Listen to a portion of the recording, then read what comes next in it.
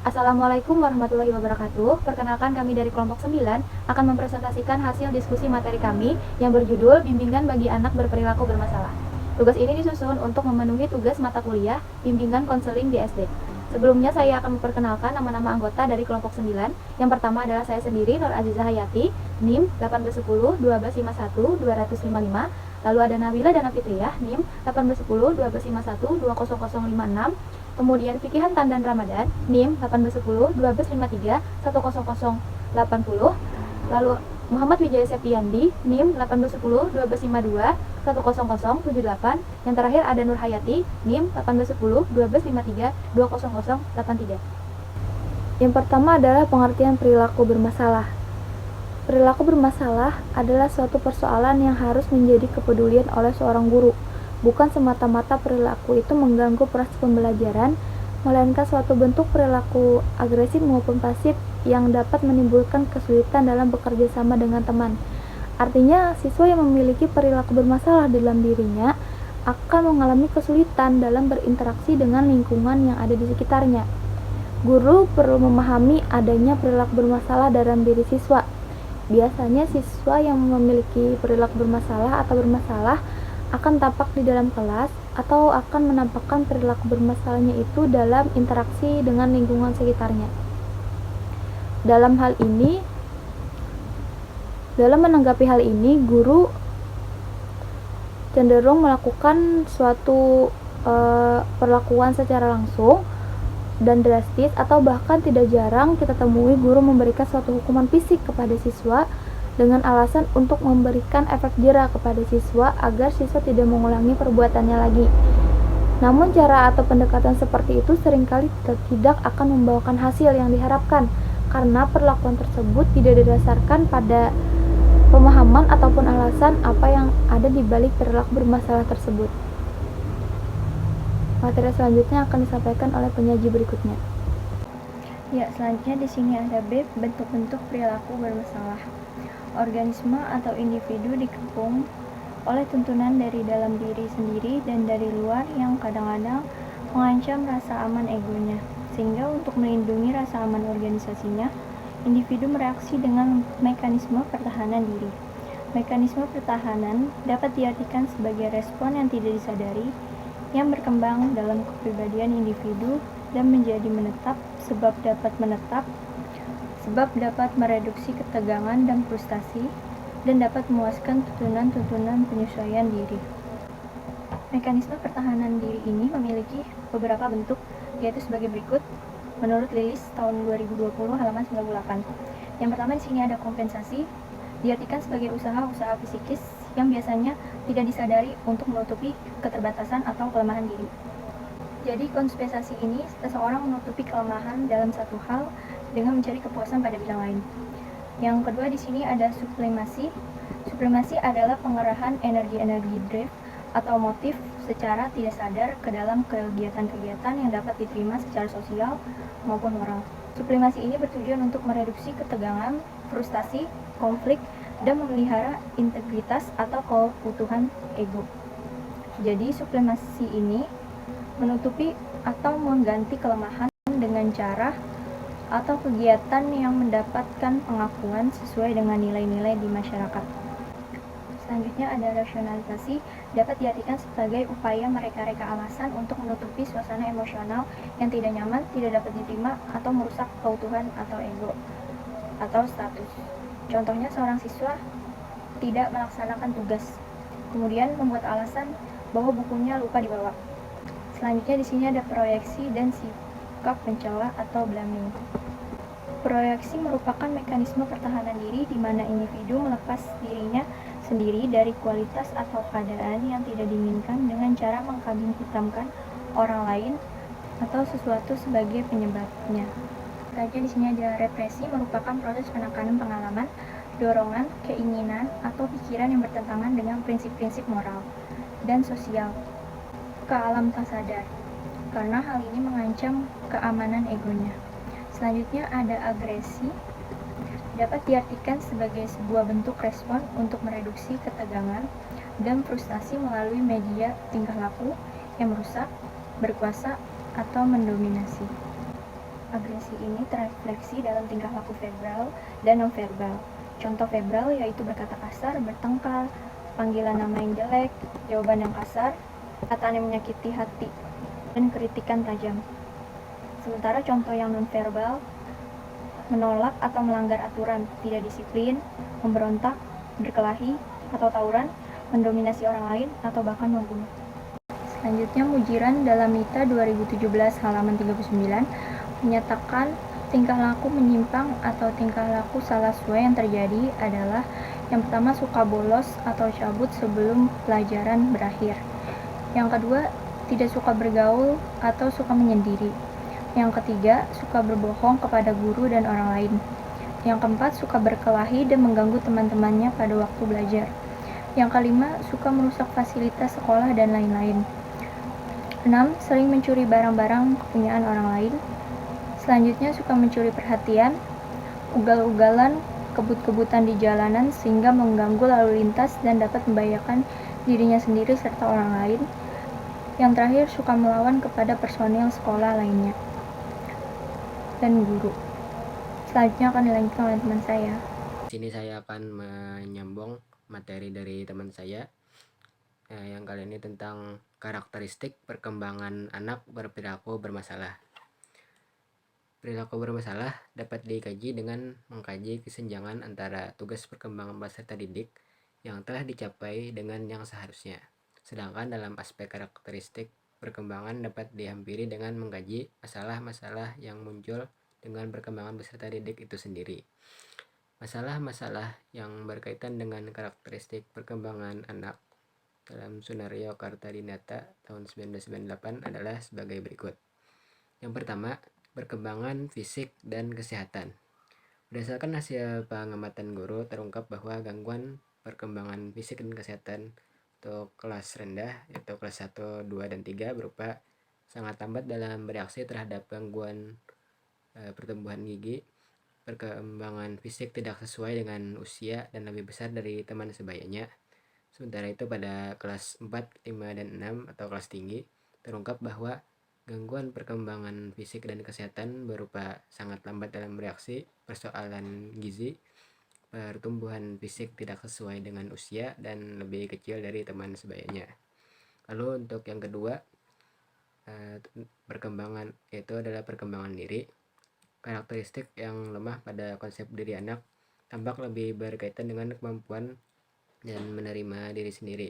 Kesadaran identitas jenis kelamin mulai berkembang terutama pada peserta didik kelas tinggi yaitu kelas 4, 5, dan 6. Lalu untuk karakteristik yang ketiga adalah perkembangan sosial.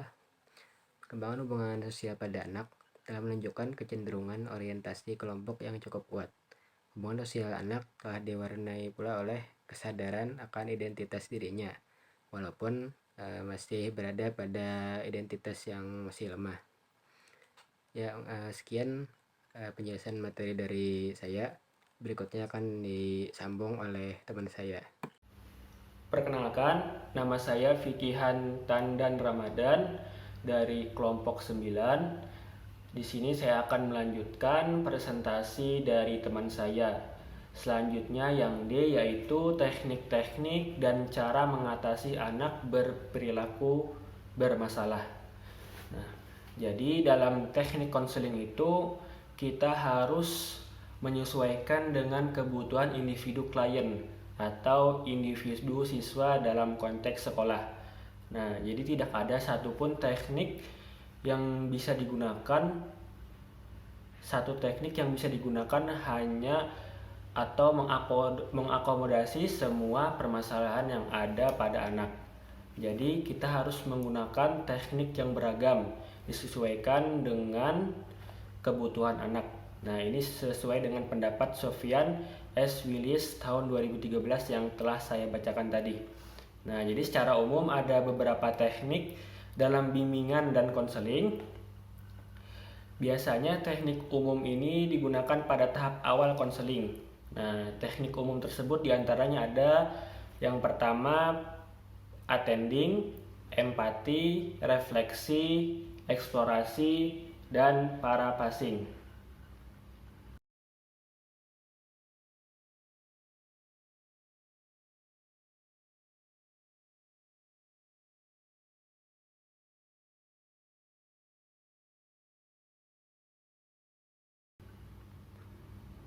Nah, jadi perilaku attending atau teknik melakukan attending adalah teknik mendekati anak yang bermasalah untuk menimbulkan perilaku positif seperti meningkatkan percaya diri dan mempermudah eksplorasi atau ekspresi anak. Nah, jadi berdasarkan katanya saja kita sudah mengetahui bahwa attending yaitu menghadiri. Artinya kita sebagai guru menghadiri, menjemput anak yang bermasalah untuk bisa memberikan atau menginfluence untuk berperilaku yang baik dan positif. Nah, seperti tadi percaya diri, kemudian bertanggung jawab dan sebagainya. Apa yang kurang pada anak tersebut, kita bisa attending di sana. Nah, kemudian kedua, teknik umumnya adalah empati, yaitu kemampuan petugas bimbingan dan konseling, dalam hal ini adalah guru, untuk merasakan apa yang dirasa oleh anak. Ini adalah suatu teknik untuk menciptakan sikap terbuka anak terhadap guru atau petugas bimbingan dan konseling. Nah, jadi teknik empati ini kita sebagai pembimbing atau guru harus dapat merasakan kepedulian. Kira-kira anak ini memiliki atau membutuhkan bimbingan konseling, dan kita harus dapat mendekati anak tersebut agar anak tersebut bersikap terbuka atas kepedulian kita terhadap dia. Nah, jadi tujuannya itu adalah untuk bisa membuka atau anak itu menyalurkan masalah yang dihadapi dia. Nah, kemudian yang ketiga adalah refleksi, yaitu teknik untuk memantulkan kembali kepada anak tentang perasaan, pikiran, dan pengalaman sebagai hasil pengamatan terhadap perilaku verbal maupun non-verbal. Nah, jadi ini berhubungan dengan teknik-teknik yang sebelumnya tadi, teknik empati dan teknik attending. Jadi teknik refleksi ini ketika guru sudah mampu untuk membuka anak, jadi anak itu akan menyalurkan perasaan, pengalamannya, kemudian pikirannya mengenai masalahnya dia. Nah, kemudian kita di sini sebagai guru bisa memberikan refleksi atau semacam feedback untuk anak tersebut. Nah, ini sangat penting dilakukan oleh guru. Kemudian yang keempat, teknik umumnya yaitu adalah eksplorasi, yaitu teknik untuk menggali perasaan, pikiran, dan pengalaman anak sebagai klien. Nah, jadi di sini guru memberikan solusi atau refleksi juga. Nah, berdasarkan pengamatan dia, berdasarkan analisis sang guru tadi, berdasarkan pengalaman anak. Nah, anak misalkan pernah melakukan ini atau merasakan ini, pikiran ini. Nah, dari sana kita memberikan solusi terhadap anak tersebut. Jangan lepas atau jangan jauh-jauh memberikan solusi, karena solusi itu sendiri hakikatnya berada dalam diri anak tersebut. Nah, bagaimana anak itu bermasalah, apa masalahnya, kemudian solusinya ya ada pada dirinya sendiri. Nah, kemudian yang terakhir adalah teknik paraphrasing atau menangkap pesan. Teknik ini untuk menyatakan kembali esensi atau inti ungkapan klien dan mengungkapkan kalimat yang mudah dan sederhana. Nah, jadi agar mendorong siswa untuk mengungkapkan permasalahannya ini dengan singkat, padat, dan jelas. Kemudian sang guru menangkaplah pesan tersebut untuk diberikan solusi, diberikan saran, masukan. Nah, dengan pesan yang bermakna, berkesan dalam hati anak. Nah, yaitu bisa dengan kata-kata motivasi, pesan yang menggugah jiwa. Nah, tidak cukup kita menggunakan kalimat panjang lebar terhadap anak yang masih ya dikatakan anak sekolah dasar, karena anak tersebut menangkap pesan atau kata-kata yang berkesan dalam jiwanya. Anak akan gagal fokus apabila kita melakukan penjelasan terlalu panjang dan lebar.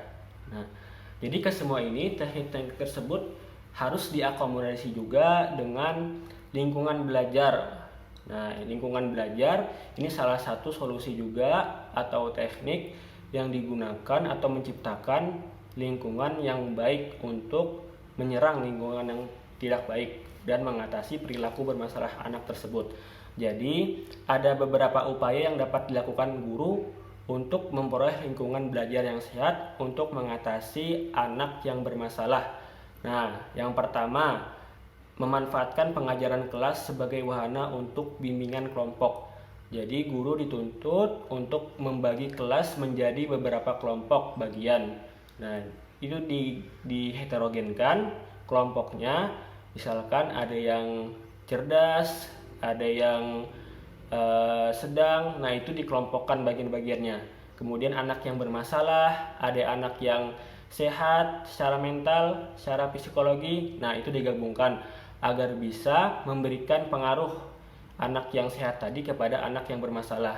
Nah, kemudian memanfaatkan pendekatan-pendekatan kelompok dalam melakukan bimbingan. Jadi, seorang guru juga harus melakukan approach kepada siswanya. Lebih bagus lagi satu persatu diberikan. Nah, kemudian sambil kepada anak yang memiliki kesehatan atau memiliki psikologi yang bagus, tidak memiliki masalah, nah itu diberikan pemahaman terhadap dia bahwa dia harus bisa mempengaruhi rekannya atau anak atau temannya itu sebagai anak yang bermasalah untuk bisa memperbaiki dirinya. Nah, kemudian yang selanjutnya, yang ketiga, mengadakan konferensi kasus dengan melibatkan para guru dan orang tua murid. Nah, jadi seorang guru jangan berpikir bahwa dia hanya bisa seorang diri melakukan atau mengatasi anak yang bermasalah, jangan.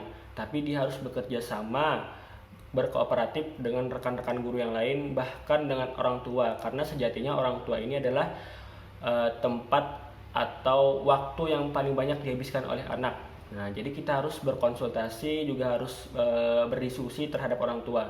Nah, di zaman sekarang ini kita bisa banyak menggunakan alat komunikasi digital yang terbebas dari uang, tempat, dan waktu.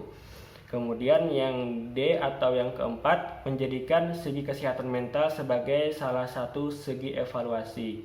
Nah, jadi salah satu indikator atau ukuran anak tersebut sudah terbebas dari masalah atau berperilaku masalah, kita bisa mengeceknya menggunakan dari segi kesehatan mental dalam segi evaluasi tersebut. Kemudian yang terakhir, yang kelima adalah menaruh kepedulian terhadap faktor-faktor psikologis yang perlu dipertimbangkan dalam mengembangkan strategi pembelajaran. Nah, jadi seorang guru juga harus memberikan asupan atau bahan secara psikologi terhadap anak, karena pembelajaran ini mengarah kepada kehidupan. Jadi kita harus juga memberikan kepada anak ilmu-ilmu tentang kehidupan, ilmu-ilmu tentang dirinya. Jadi dituntut seorang guru ini menyusun bahan pembelajaran yang direlate-kan atau disesuaikan dengan psikologi atau kehidupan. Nah, itu dari saya. Selanjutnya akan dijelaskan oleh rekan saya. Materi berikutnya yaitu bimbingan bagi siswa berperilaku bermasalah. Nah, upaya untuk membantu siswa mengatasi perilaku bermasalah tersebut, yaitu guru harus bertindak sebagai guru dan juga pembimbing. Hal yang dapat dilakukan guru yaitu dengan menggunakan kondisi atau situasi pembelajaran yang sedang berlangsung di dalam kelas. Selama kondisi pembelajaran tersebut, guru melakukan pendekatan kepada siswa yang bermasalah perilaku dengan mempertimbangkan tugas perkembangan karakteristik siswa. Seperti yang pertama, menanamkan dan mengembangkan kebiasaan dan sikap percaya dan takut kepada Tuhan Yang Maha Esa. Nah, di sini guru bisa melakukan kebiasaan sebelum memulai pembelajaran itu diawali dengan doa, dan juga setelah pembelajaran itu ditutup dengan berdoa. Kemudian yang kedua, memperoleh pemahaman dasar membaca, keterampilan menulis, dan keterampilan matematika.